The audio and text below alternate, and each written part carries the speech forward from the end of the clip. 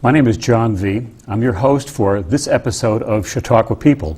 Our guest today is Paul Anthony, a broadcaster. Paul Anthony has spent over 45 years performing in all manner of broadcast and non-broadcast media. He has worked at every major network, including 20 years as weatherman on the NBC and CBS affiliates in Washington, D.C.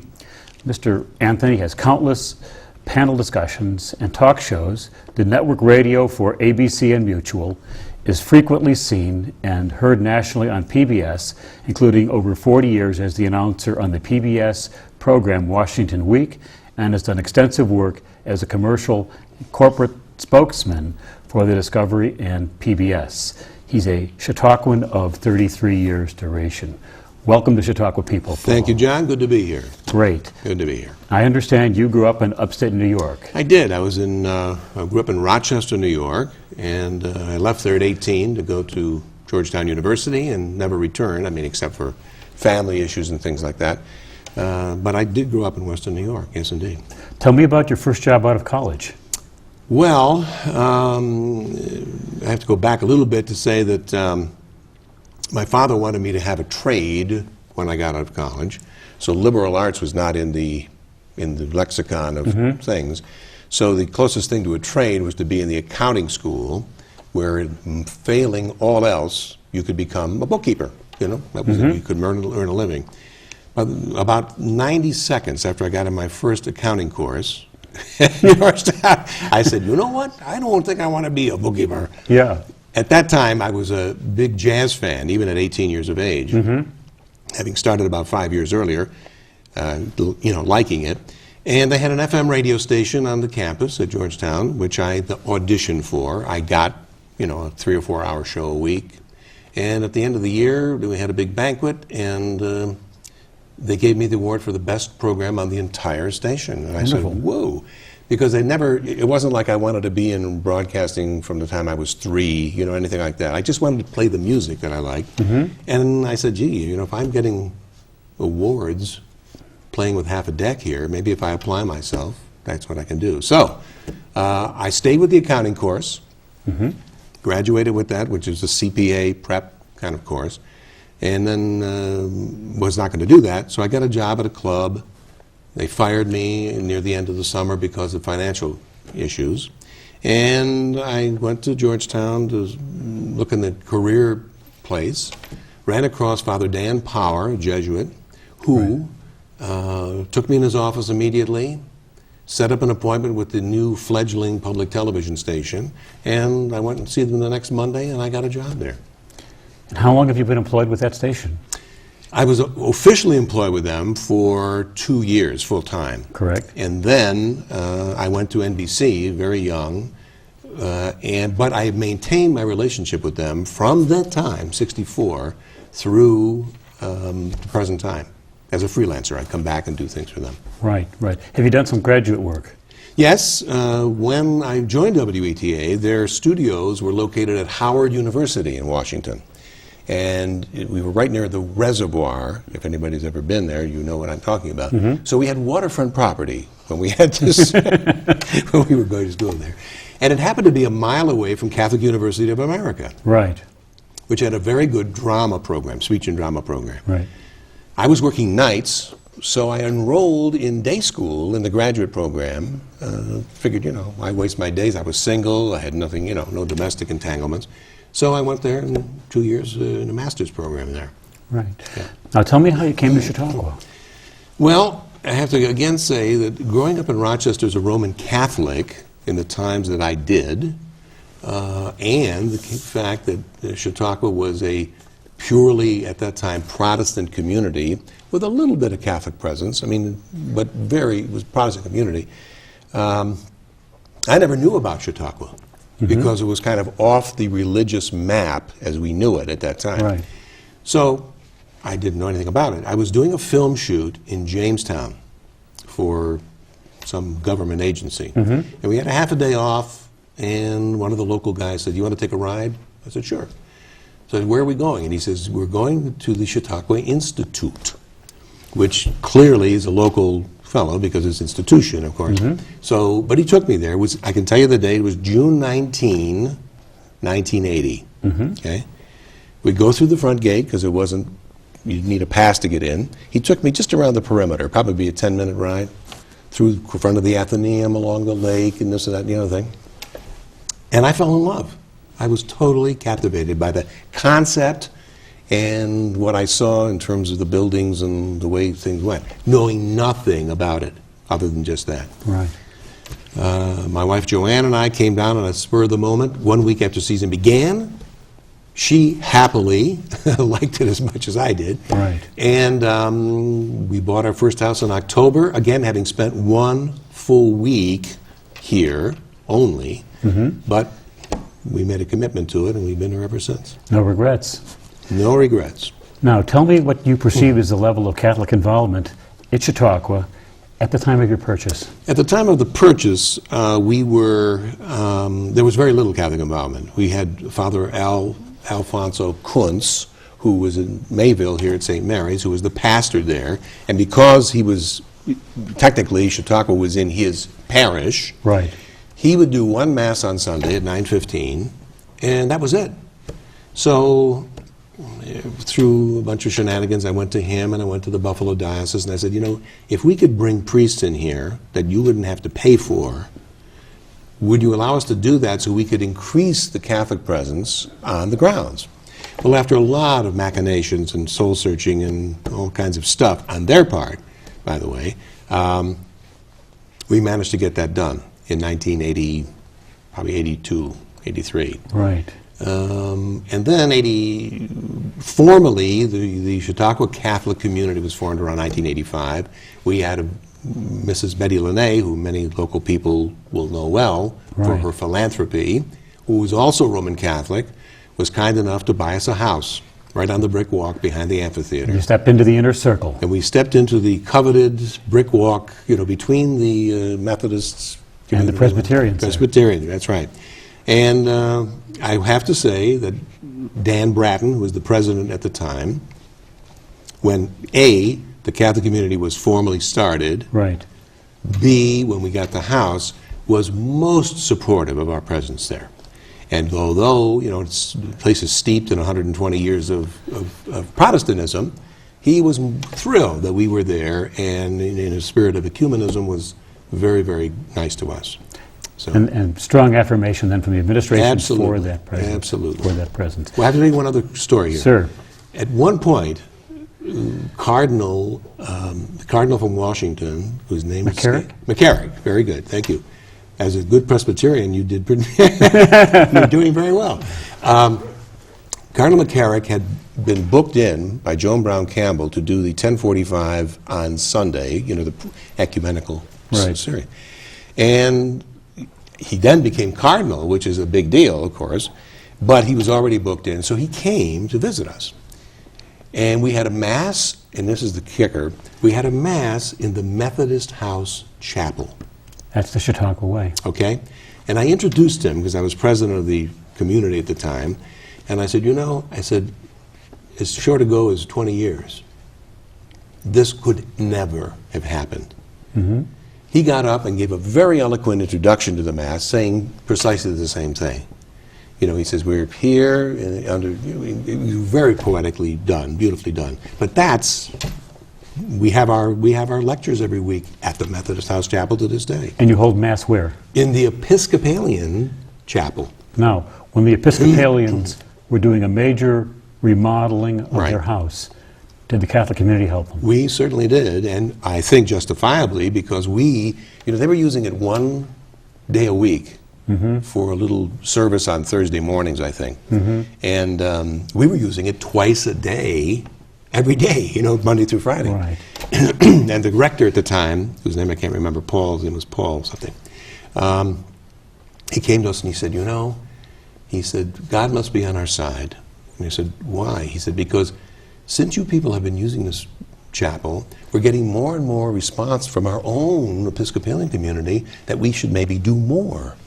And he was making it sound as if it was divine intercession, you know? And my wife said to him, Reverend, she said, I think it's called publicity, now that they know that there's an Episcopalian That's chapel, right. since our name is in it every day. So that's what happens. So they use it now every day. That's right. You know. One last point about that Yes. chapel. It's the only Episcopalian facility I know that has a stained glass window of a Roman Catholic Well, Pope John the 23rd. Pope John the 23rd And is right. he clearly exemplified Yeah, the spirit it's of the times. ecumenism, absolutely. That's right. And we've had a wonderful relationship with them and throughout the last 20 years. So. Right. Now tell me about your children at Chautauqua. We had 3 children. We had an older daughter who was kind of old, too old when we got in there to be part of that, the mix of kids that go there. But my 2 sons were much younger and really got into it. They were in the children's school and they were in the Boys and Girls Club. They became counselors, when they finally got old enough to do it. And this has been probably the greatest thing we ever did for them, was to bring them here. Mm-hmm. And they have flourished through it. My middle child, first son, 2 years ago, built a house right down along Bester Plaza on a vacant lot and made a serious commitment at age 42 to be here with his 2 boys, okay? Right. Which I think is the ultimate thing. My other son, who lives in Denver, Colorado, and has 4 boys, comes here for 4 or 5 weeks every summer as well. So Right. they're just committed. And the relationships they forged in those things continue to flourish today. And while they're in disparate parts of the country and not joined at the hip, when it comes time, if the chips are down, boy, they congeal. They are tight, aren't they? They're very tight. And Absolutely. That's just a wonderful legacy from the Chautauqua Absolutely. upbringing. And I Absolutely. assume that all of them internalize the values of Chautauqua Yes, indeed. among those friends and doing with their business. Now, tell me about your wife. What has been her involvement in Chautauqua? Well, she's the general, Correct. And somebody said to me the other day, I said, why are you here? He said, my program director told me I needed to be here, okay? Right. She has been the anchor, the glue, everything about it. When we started the Catholic community back in 82 or 83, it was her and me and a couple of other people. Right. She had to take care of all the masses. She had to set up the altars. She had to do all that stuff for 3 or 4 or 5 years in that regard, as well as take care of a house and all the other things that go with it. Right. So she's been a very good partner in this whole endeavor. Been an advocate of it. And Absolutely. she was born somewhere close to here. She was born in Buffalo, technically, Right. but at 6 weeks of age, her father got a job in the Brooklyn Navy Yard. He was working on the USS Missouri. Okay. And they moved to New York. So she spent her whole life growing up in New York. Right. Now tell me what changes you've seen in your many years here at Chautauqua. Well, anybody who's been here any length of time, and you and your family have been here far longer than we have been. You grew up here as a young boy, and your parents had a house here. My first visit was in utero. That's right. So, and do you remember anything from that? But I do have pictures of very much of a newborn on my father's lap sitting on a porch. Well, so that's really proof. that's the kind of the Chautauqua way, that That's kind right. of thing. But anybody who grew up in those times kind of got used to the fabric of the community, which was populated in many cases, by teachers who had the summers off, and they'd live rather humbly in some of those dwellings that we had at Chautauqua at the time. But they spent the whole summer. They were seasoned people. Right. And over the years, because of inflated costs, because of people like me maybe who came in and took a house and did something new to it, this kind of proliferated, which kind of prevented and removed those seasoned people from the mix. Right. And now, because of the cost and just the way we now operate in America, where you're in 5 soccer camps, you got this and that, it's like a nut house for most young parents. You're reduced to coming here for 1 or 2 weeks. Right. And by virtue of that, kind of the inherent spirit that you grew up with at Chautauqua is just not there. There's no institutional memory. So, for example, to give you a mundane example, we have the brick walk on which we do not allow any kind of vehicular traffic, which includes bicycles, which is the only way you can get through there. Well, now we frequently see young kids, and even their parents, riding bikes in there, weaving in and out of, frequently old people on their walkers, whatever they're Right. doing. And I feel like an old curmudgeon-y old man. You know, I'll say, stop. And I say, come here. This is for the kids. The parents, I can't repeat on television what they tell me, okay, if I say that. I say, you know, you're not supposed to be on this brick walk like this. Most of the kids will say, okay, sir, you know, when they trot off and do their thing. Right. Sometimes the parents are, you know, keep your mouth shut. We're not interested in your input in this. Okay. Now, that's the kind of thing, in my experience, would not have happened as readily in the past. Right. So that, you know, it's just, and again, I'm not a reactionary. I don't feel like we need to go back to the beginning and do it just like we did it in 1893 or something. Yeah. The change is absolutely necessary. It's just that when you remember that stuff, the changes, particularly as dramatic as they become now, really affect you and you know, mean more meaningful to you. Right. Now, how has the programming changed over your duration of experience with Chautauqua? Well, again, because money was always an issue with the institution in terms of who they could get, and because their profile was not as high as it is now, you got a lot of academicians who would come here, professors who were experts in history or whatever the topics were, governmental people, because they couldn't ask for fees that were outrageous and things of that nature. And the bar has continued to rise where, you know, you can't get some people, unless you work a special deal with them, you know, for 25 or 30,000, you know, or 50,000 to come for a 45-minute lecture. You know, I mean, this is outrageous. I mean, for their budgetary concerns. If I have anything to say about the programming now, is that over the particularly the last 5 to 10 years, we've seen a lot of repeat people there. Part of it is that these people become enamored with the institution. They do. And when they come back the second time, they say, you know, I charged you $10,000 last time. Let me bring my family. We'll spend a week here, and I'll charge you $5. Okay? So everybody's happy. But the consequence of that is that if you're here all the time, like we are for the season, you know, I've seen some of these people 3 or 4 times in 5 years, you know? And while they change slightly their act, so to speak, you know, I'm pretty familiar with it. The orchestra continues to be great. The kids, the MSFO, just astoundingly talented. And the ballet school, we used to, in the beginning, before Jean-Pierre Banfou got here, we used to refer to, they do Swan Lake or something on the stage, and we used to call it the dance of the sugar plum elephants. Oh, the goodness. You know, because it was just, you know, it just wasn't up to par. But when you get somebody like him and his wife, who were prima ballerina in her day, things have gotten better with the theater company is outstanding. Absolutely dead, full stop, outstanding. Opera continues to struggle. They do some very good productions, but it's so, how can I say, you have to be so elaborate to get into opera that they're now doing it on the stage, which requires less of that, which is good. If you're an opera buff, the arias are the same. You have the orchestra there. So. I think one of the observations made about the current opera format, doing it on the stage, is that it introduces new people to opera. And that is that in terms of the educational goal of Chautauqua. That's a very important item. And we know it's still a very expensive art form. Regrettably, some would say this is a disappearing art form, but we've made a decision to preserve it and to do it in a way that should introduce new people to opera. Well, Arthur Gelb, I think his name is Arthur Gelb, but Gelb, who was the head of the Met in New York, spoke here a few years ago. And he said, when I first took over the Met, he said, I peeked out from behind the curtain and looked out into the audience for a particular performance. And he said, I thought to myself, in 10 years, 3/4 of these people will be dead because they were so old, you know, they're an old demographic. He says, what can I do to fill these seats when these people no longer can be here? So he started putting the Met on the Jumbotron at Times Square.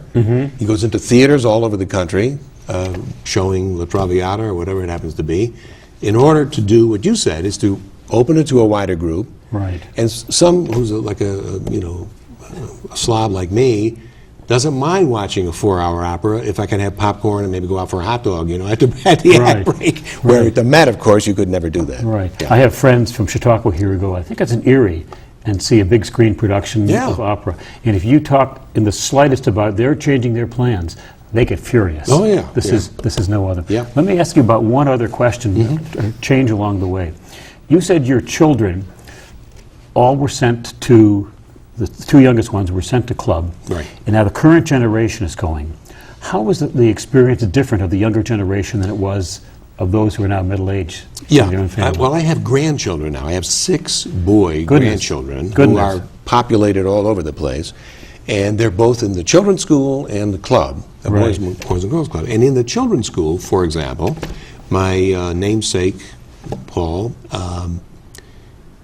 in his class, a group of people, maybe 30, 35 kids, there are only 4 in that group that are seasoned people, that are here for the entire time. 4 of 30. so- 4 of 30, give or take. Yeah.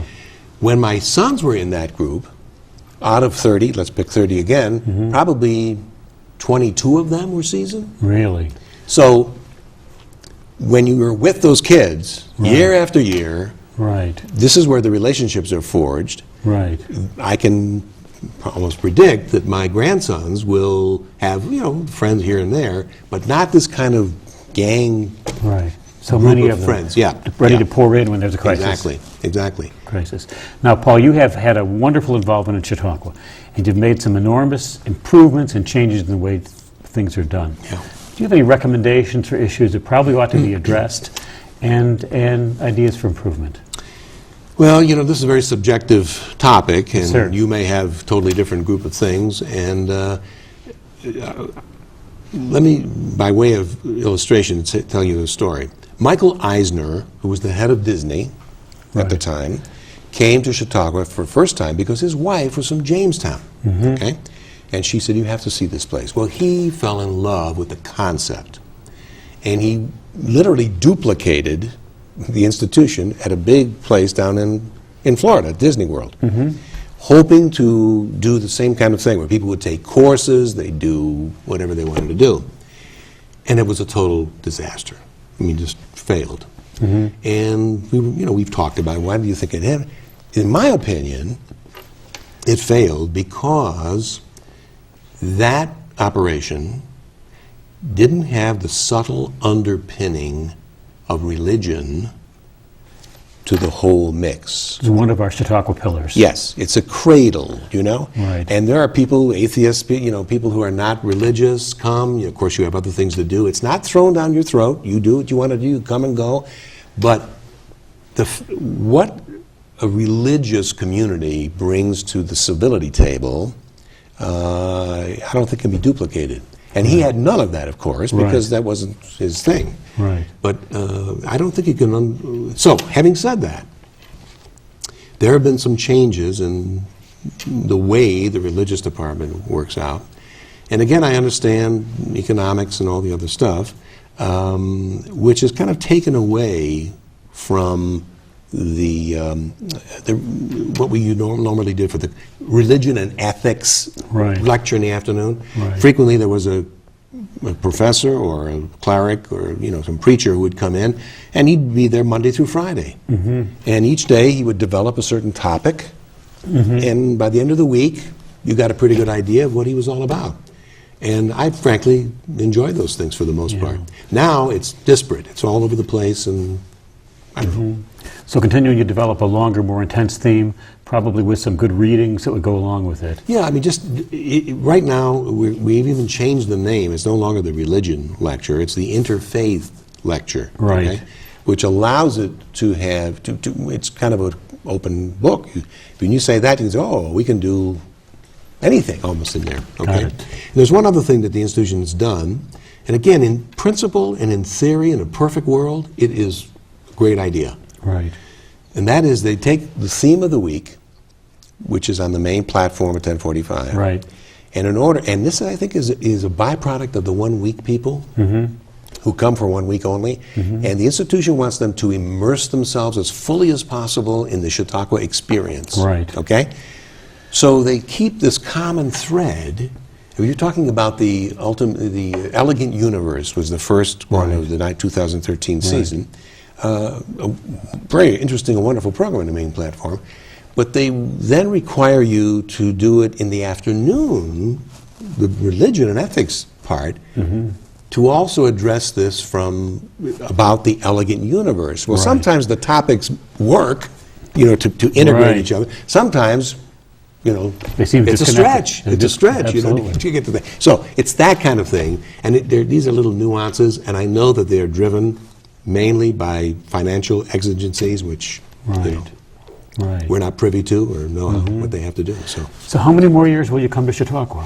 As long as I'm standing erect and taking solid food, You'll be here. Or even in Chautauqua, you don't need to stand erect. You could go around your cart. That's right, and we'll be on each other's porch solving the world's problems. That's exactly right. So This has been terrific.